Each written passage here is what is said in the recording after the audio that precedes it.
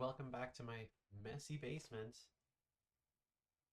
So as promised, I want to take some time to go through the term test and give you a sense of what I am looking for so that you can maybe do a little bit of self-assessment before the results of the term test come back. Again, we're going to make our best effort to get it done by Thursday next week and return it to you on Thursday next week so that you have enough time to make a decision about VW before you get there. But just in case it doesn't happen, I want to make sure that you have some ability to do self-assessment before you get to that point.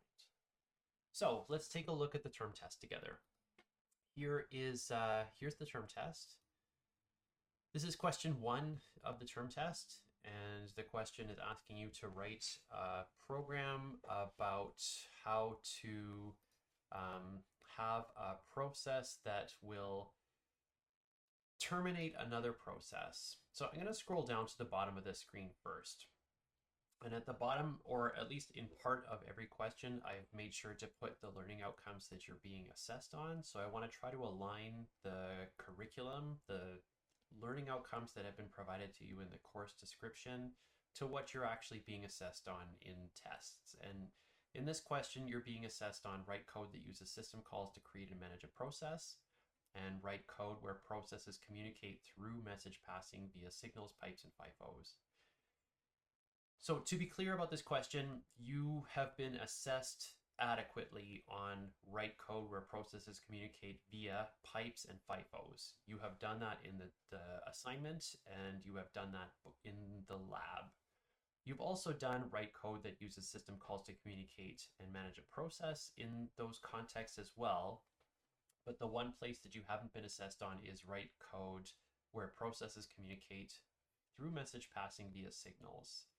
So this question is basically asking you to write a short program, and again, it doesn't have to be C necessarily, it just has to be something where it's reasonable for me to read the code or the description of what you've got and be able to make inferences about. You have forked a process, you have, in the child process, possibly registered a signal handler. It's not necessary to register a signal handler, but it's possible for you to have done that, and it's not required for you to have done that. In the child process, you've execed something, calling the split CMD function and passing argv to it. So using something that looks like exec, and you're asking for a process to be executed with some arguments. And then in the parent process, you're going to call this sleep function and go to sleep for some number of seconds here. So like 4 seconds. And then after that 4 seconds have gone by, you're going to send a signal to the child process that you created. So use the kill system call or something that looks like that. Send a message to the child process using signals and cause it to terminate.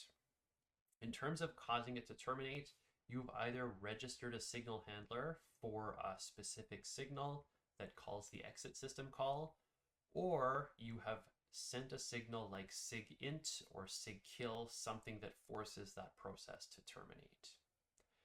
So you didn't have to use anything like threads, you didn't have to use anything like FIFOs or pipes for this question, you didn't have to do to or anything like that. This was entirely about phone call. So you didn't have to do anything with pipes, you didn't have to do anything with FIFOs, you didn't have to do anything with do to, you just had to cause a child process to be created, run a process, send a signal to that process with the kill system call, or send a signal, in some way say that you're sending a signal to that process and that's causing it to terminate. The next question, this is question 2. I'm going to scroll down here again. The learning outcomes that you're being assessed on here are identify the critical sections requiring mutually exclusive access in a piece of code that will be run concurrently using threads or processes, and identify correct and incorrect implementations that attempt to protect a critical section. This is really similar to the example that we were doing in class, the activity that we did in class where we're looking at insert operations on a list, but this is a delete operation on a list. The critical section that's in this code What I'm really looking for is that you've indicated lines that include this conditional statement and this modification to the list statement. So between lines 18 and 23, something like that is what I'm looking for part one of part A here. In explaining why this is a critical section, a way to explain that this is a critical section is to say that thread 1 can execute this. The context here is that they're both trying to delete nodes that are, one is trying to delete a node that's at the tail, and then one that's trying to delete a node that's just before that. Thread 1 is trying to delete the node that's just before that, so it's like the second to last node in the list, and it's checking to see that it's not tail yet, and it's not, so thread 1 runs this. Thread 1 is interrupted after finishing this conditional statement. So it's before it started doing anything in here, but after it's finished executing this conditional statement. Thread 2 then starts. Thread 2 starts by deleting the tail of the list, and it will do the same check. It succeeds, it deletes that node from the list, and then finishes. And then we'll say like the caller frees it. The red one then resumes, and what it's going to start doing here is it's going to try to refer to delete next, next, next. And then when it does that, it's going to segfault. So this code is going to crash when we have this concurrent modification to it. Your answer to this might have been like, I'm going to show a diagram. These are what thread 1 and thread 2 are operating on. And this is the circumstances that are causing this code to crash, where thread 1 and thread 2 are trying to operate on the same nodes. But you have to have something like that that tells me where the interruption happens and what was happening here. For the second part here, part B, protect the critical section using a lock. Part 1 of this was, where would you declare the lock? And this is the part that was being assessed on both correctness and efficiency. In terms of where you would declare the lock, if you declared it as a file scope lock, so like before line 1, here on line 5, on line 9 to 12, after line 13, something like that. So outside the function, but also outside of the structures, that would be a correct implementation, but not the most efficient implementation. A correct implementation here that is the most efficient would be to declare it inside the node structure. So one that is correct but not efficient would get 1 out of 2. One that's correct and efficient would get 2 out of 2. Where would you acquire the lock and release the lock? The other two parts to this question. Acquire the lock has to be before the conditional statement, so before you're doing the test. And where you would release the lock can be something like after you've actually done it. So it could be, it shouldn't be inside the conditional statement, but it has to be outside the conditional statement after the operation has been completed. So acquired the lock is before, release the lock is after. Question 3 is a big question. Question 3 is a really, really big question, and it's testing you and assessing you on a bunch of different learning outcomes. So be able to describe how an operating system manages a process, determine what an OS might need to know about a process, describe how the operating system supports and implements shared memory, signals, pipes, and FIFOs, describe how the operating system data structures needed to manage a process and those needed to manage a thread, and describe the life cycle of a process. So we got a code segment here, and all of the different lines of the code segment could potentially be doing something to the data structures that an operating system is using to represent or facilitate communication between threads and processes.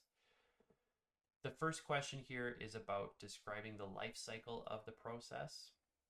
The processes, we've got a parent and a child. There's a fork system call being made here.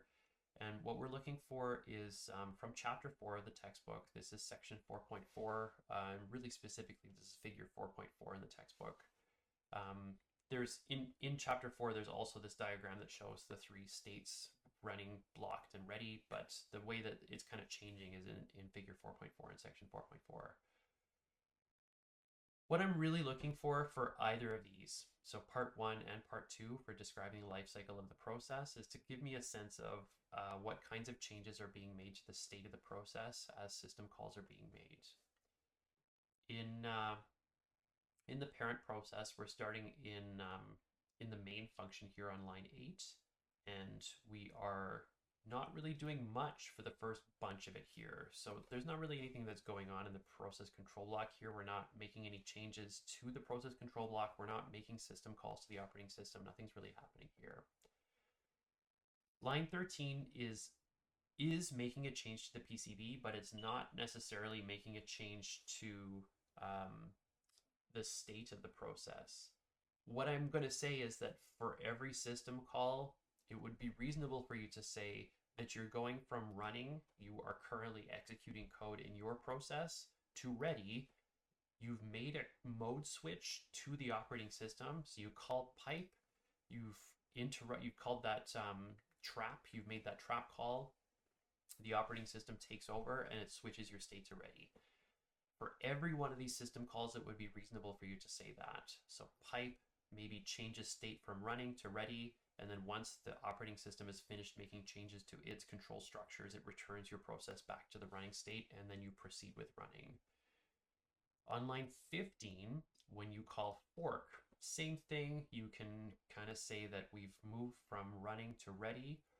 And then after line 15, we're going to separate this in the same way the questions are separated. In the parent process, we would return to running, and then we would go to the parent branch of the conditional statement here. On line 27, we'd call pthread create. Pthread create is not a system call. It's a function call, although you could technically have said, yeah, this makes a system call. This is calling that clone system call. And you could say the same thing. So it goes from running to ready to running. Close is a system call that you could say goes from running to ready to running. Sleep is not a system call, but it's asking the operating system to suspend this process. And you could kind of say that this is being blocked in that state. So we go from running to blocked for 5 seconds, and then we go from blocked to running. The write system call, and it would be okay for you to kind of miss that part, that this is being changed to blocked, although I think it's a reasonable assumption to say that if a process is not doing anything in the operating system, it's blocked. The write system call, it's a system call, running, ready, running. It doesn't really block. Write is not a system call that blocks.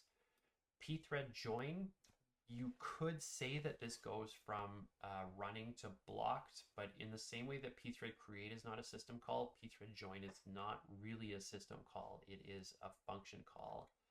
And what we were observing with our code in class when we were using strace is that pthread join didn't actually really call the wait system call in the same way that using fork and wait called the wait system call.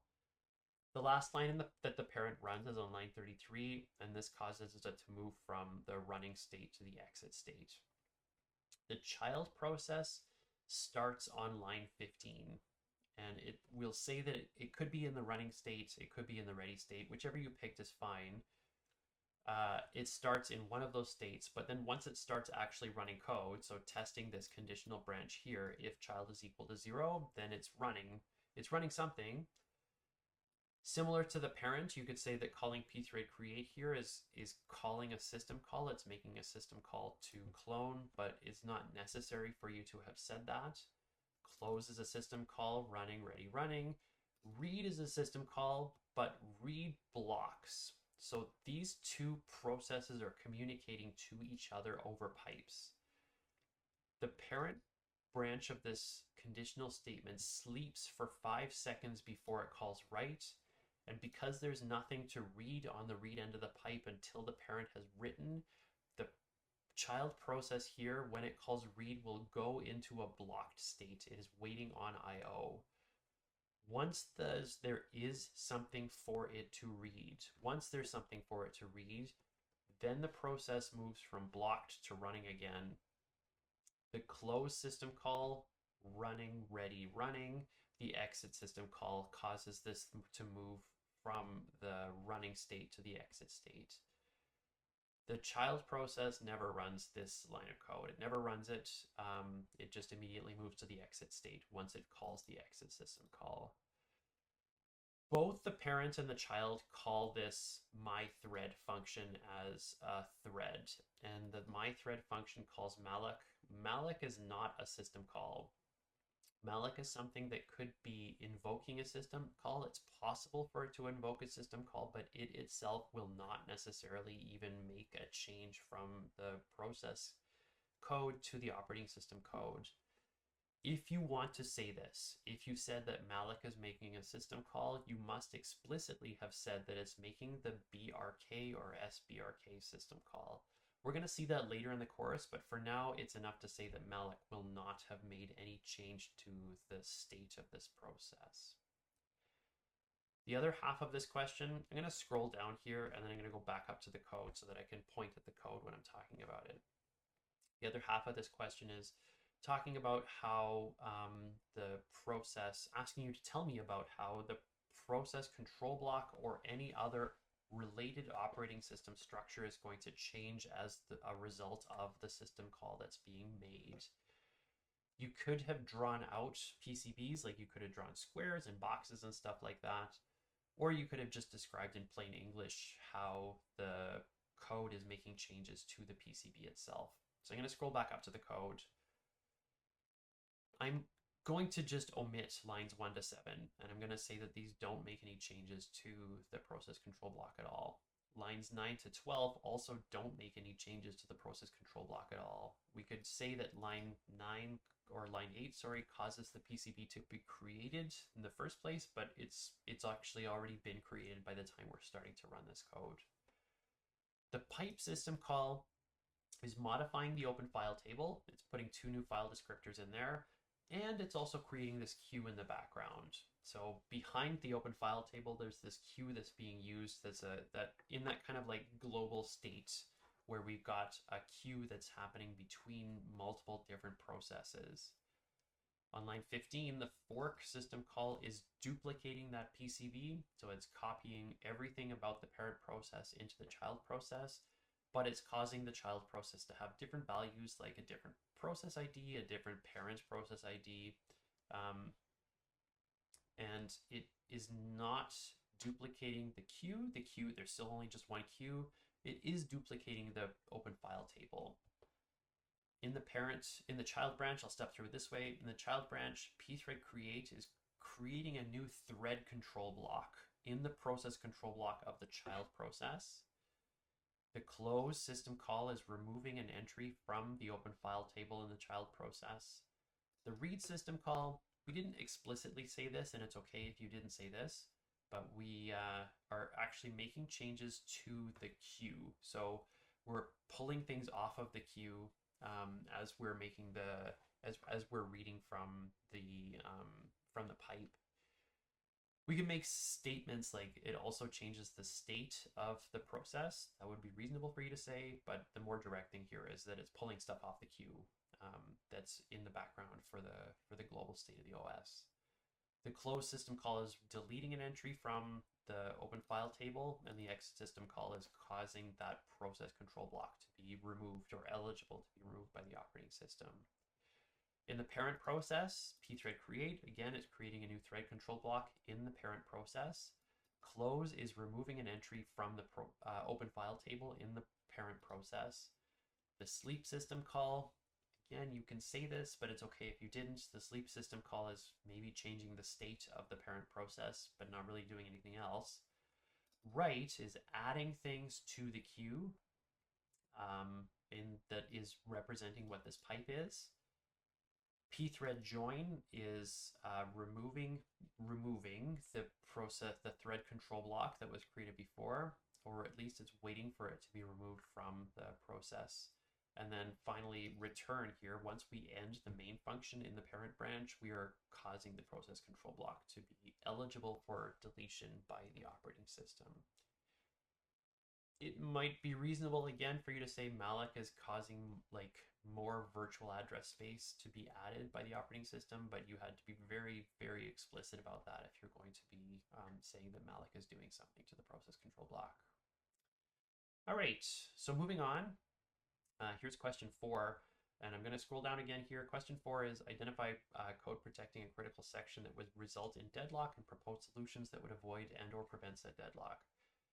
This is an example we did in class, like really reduced, but it's an example that we did in class. And there's a couple of different questions about this. So while this code cannot deadlock, it's not very efficient. Why is it not efficient? The reason that this is not efficient is because we are using a file scope lock to lock the critical section. And that kind of means that only one thread will ever be allowed to call this deposit function at a time. If there's multiple threads that are calling the deposit function, they're going to get blocked at this pthread mutex lock state. They're going to get stuck there and they're going to wait. That means that no matter what accounts we're transferring between, we're going to be stuck on this, and we're only ever going to allow one thread of execution to run a deposit at any given time, regardless of how many threads of execution are happening, and regardless of which accounts they're being transferred from. So this is an entirely serial or sequential operation. How would you change this code to be both more efficient and still guarantee deadlock? Will not happen. The one solution that we described in class to this was to add like an account ID to the accounts, and then in here sort the account so that we have total ordering of lock acquisition, and basically make sure that from is always going to have the lowest account ID, and then to is always going to have the highest account ID, and that is avoiding the circular wait condition of deadlock. Explaining why this code cannot deadlock by listing the 4 conditions of deadlock, half point each. So you're going to get half a point each if you just stated these are the 4 conditions for deadlock, and then 1 point each for describing why those conditions for deadlock hold or do not hold for this. So we've got 4 conditions for deadlock: no preemption, mutual exclusion, circular wait, and hold and wait. This is pthread's code. Pthread mutex lock here, pthread mutex lock. This is a pthread mutex t. Pthreads guarantee mutual exclusion, period. It's enough for you to say that. You don't have to say anything more about that. Pthreads guarantee mutual exclusion, and they guarantee no preemption. Once you have acquired a lock, we're not going to give it up. Unless the thread itself voluntarily gives it up, we're not going to be able to forcibly remove it from you. The other 2 conditions that we can think about here are circular wait and hold and wait. Both of these are technically broken by having this file scope lock.